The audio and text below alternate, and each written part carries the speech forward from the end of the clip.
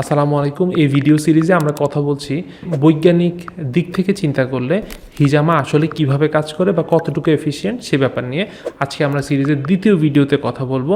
কেন কিডনির তুলনায় হিজামা বা কাপের মাধ্যমে 16 থেকে 43 গুণ বেশি এফিশিয়েন্টলি বডিকে ডিটক্সিফাই করা যায়।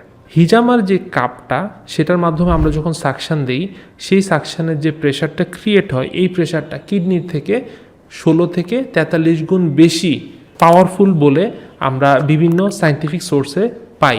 সেই দিক থেকে হিজামার এই ব্লাডের এই কাপটা যে পরিমাণ সাকশান প্রেশার তৈরি করে, এই সাকশান প্রেশারের অ্যাগেনস্টে আমাদের কৌশিক জালিকা বা রক্তের ক্যাপিলারিজগুলোর মাধ্যমে এই আলট্রাফিল্ট্রেশন এই ফিল্ট্রেশনের মাধ্যমে এখান থেকে যেই এক্সক্রিয়েশনটা হয়ে যায় বা যে ফিল্ট্রেশনটা হয়ে যায়, এটা কিডনির তুলনায় 16 থেকে 43 গুণ বেশি পাওয়ারফুলি, বেশি এফিশিয়েন্টলি আমাদের বডিকে ডিটক্সিফাই করে।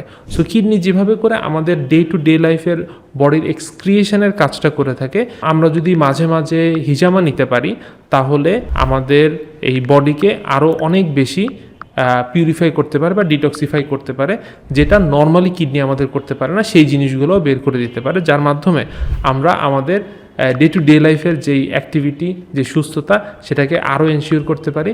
আমাদের বডিকে খারাপ রোগ বালাই হবে এরকম অবস্থা থেকে আগে থেকে প্রিভেন্ট করতে পারি। সবাইকে অসংখ্য ধন্যবাদ ভিডিওটি দেখার জন্য। আশা করছি সিরিজের পরের ভিডিওতে আবার দেখা হবে। আসসালামু আলাইকুম।